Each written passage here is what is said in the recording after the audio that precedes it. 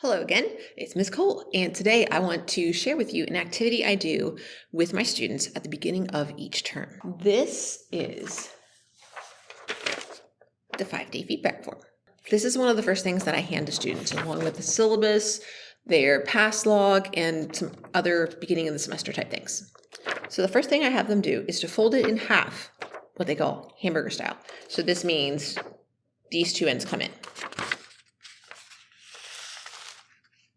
It doesn't have to be folded perfectly, but take just a minute, a few seconds to do a good job and make a nice crease. Maybe just because that feels good, all right? And then the second part is to take these ends and then fold them in almost, but not quite to the, so you have a crease line here. You don't fold them in quite to the crease line. You want to fold them in almost to that little line that it makes across the center. So when I do the first one, you can kind of see here is the crease, but it doesn't go all the way in. And the same sort of thing. So that once I have both ends folded in toward the middle, if I've got both of them folded in together, I can still kind of see the middle there. And so that helps to make it easier to fold it this way. Okay, so this prevents those two ends from getting crumply and starting to tear. So the next thing I have students do is they unfold it and then take these two end sections. They get folded over each other, so it makes a triangular prism. And then this fold, which is the part that's not advanced, that's the center of the paper, and that is going to be the top of their name tent. So what I then have them do is use some thick Crayola markers and put their given name and maybe some decoration on the paper. So it still says 5-day feedback, and then their name is going to look kind of like this. So then when they fold it and put the ends over each other like this, it then makes a prism that has their name on either side. So what I have them do is set this on their desk. This allows me to call on students by name, which is super helpful. And it also gives me practice in using their names, which helps me get to know their names more quickly. So that's also really important. When you make the effort to get to know a student's name quickly, it lets them know that you care about them. It doesn't necessarily mean that you care about them any more or less than if you didn't do that, but it's kind of a way of showing that you care, that doesn't require any out of school time, like, I don't know, going for a home visit or something like that. And it also doesn't cost any money, like giving them food or candy or stickers or some other sorts of prizes. So this is something that you can do relatively quickly. It's also useful for if you need to redirect them.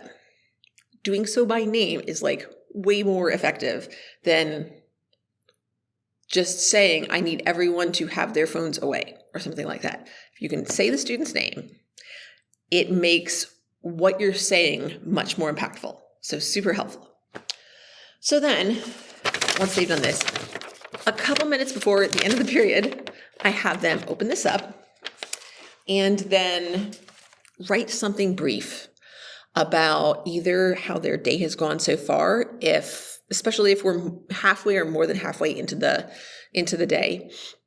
I'll have them tell me how it's gone so far. If it's early in the day, or especially if it's the first period of the day, obviously they can't really tell me how their day has gone. They don't have a whole lot to say about it, and they're probably still half asleep, to be honest. So what I'll have them do instead is write about their expectations for how the school year is going to go, or, what their thoughts are on their other classes, or even just how the class has gone. So they write something, let's say it's something that's not super helpful. My day so far has been okay. So I'll respond below this, down here. And generally I will make an observation. I'm glad to hear that it was an okay start to the term, something like that. And then I'll follow that up with a question that asks them for more detail, and especially keeps in mind that they're going to be writing back to me the next time that they're in class. So it might be what made this day okay but not great? Or what are your expectations for your classes so far? Do you have a class that you're looking forward to? Which class are you looking forward to the most and why? Something like that. Or let's say, what was the best part? Then they'll actually reply to me here. So I want to highlight the difference between the first two columns. This one says day 1, comment, student. So students have comments about their first day. Then I have response 1 from the teacher. This one, however, is reply 1, see response 1. So they're supposed to actually look here at what I said and then give their comments as well. So sometimes I would have this is something that I changed from when I originally got it from another teacher. Sometimes I would have students who each day would just tell me how things are going in that day, which is great. But the purpose of this, the way I'm setting it up, is to have a conversation between me and the student. And so if they're not looking at what I've said and responding to it, they're just kind of each day telling me how it's gone. I'm glad they're sharing with me, but we're not engaging with each other. And so it doesn't become an ongoing conversation. So I rephrased how it says it up there at the top. So it's not just day 1, day 2, day 3, day 4, day 5, like I originally had it. So typically as I go through year to year to year, now that I've been teaching a long time, I'll make small changes like this. And this is something that I've seen have a significant improvement from when I first started using this activity. So often students will take a look at what I've said. It's not a whole lot. What was the best part? So they might just say, the best part of my day was going home. Between those two things, especially if they're that brief, that tells me something. It tells me more than just what they said. The fact that that's all they've told me, the fact that the details are minimal, that tells me that they don't have a lot of good experiences with school. Or at the least, this part of the day is not the best for them. They're very brief, they're terse, they're not giving me a lot of detail, or maybe they're reluctant just to open up to me for whatever reason. These are some of the things that I need to keep in mind as I'm continuing with this form. So hopefully, as we get through the 5 days of feedback, I'm starting to see more and more engagement from each student in the way that they respond to me. For most students, I think most students actually do finish this in the first 5 days of class, but I have a fair number who don't, who miss at least one of the first 5 class periods for one reason or another. They get transferred into class after the first day. They are out sick. They have a field trip. There is a meeting with their guidance counselor about some other element of their schedule, whatever. There are any of a number of reasons why a student might miss one of the first 5 days of class. It's not uncommon. So the key is, whatever their first 5 days of class are, I still want them to respond. Super important. This is not something, however, that is for a grade.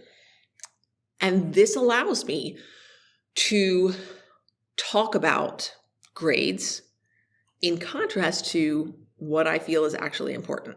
This is actually something I talked about with these students when here we're not actually at the beginning of the semester. Today I'm proctoring a state exam. And yesterday I helped these particular classes prepare for it. These are not classes that I teach. This is a class that I'm just proctoring the exam. And yesterday and today, I emphasized to these students that you are so much more than your score on this exam. You're so much more than your grade for the class. If you don't do well in this, it's not the end of the world. I promise you. We're going to make sure that it's okay. This is another way through the 5-day feedback form that I contrast grades versus what's important. This is not for a grade. That does not mean that it's not important. This is something that I find very important because it's about understanding you. And I know maybe it's tough for you to believe this because I don't know you yet, but you are important. And I believe that you're important. I don't have to know you to believe that you're important. I don't necessarily know why you're important. You're important just because you're a person. That's all I need right now. And as I get to know you, I will understand some of the unique, special things that are important about you. And this is one opportunity for you to share some of that with me. This is just the beginning. But this very much helps to set the tone for what I want to accomplish in my classes each term. So at the bottom, the very last one all the way over here, it says wrap up. So this is my last chance on this form to offer the students some encouragement, some observations based on some of the other things that they've shared, some thoughts about who I'm sort of getting to see in here as well as in my classroom. And then I have students hold on to this because chances are good that in the first 5 days, I don't have all their names down. I'm really good at what I do. I'm not that good. So they keep this, and each day they get it out of their portfolio, and it's there, and then they fold it up. But the thing is, they look back at it before they fold it up and put it as their name tent on their desk. Generally, my goal is by the 3rd week of class, I know everybody's name. And I'll let them know, you can hang on to this, you can take it home, you can put it in the trash if you want. I think I know your name, so we're good. But it's something that has started to create a hopefully positive relationship between us. Thanks so much for watching. I hope this was helpful for you. If you have any suggestions, that would be awesome. You know what to do. You know I'm a sucker. Leave me a comment. And I hope you have a wonderful rest of your day. Bye for now.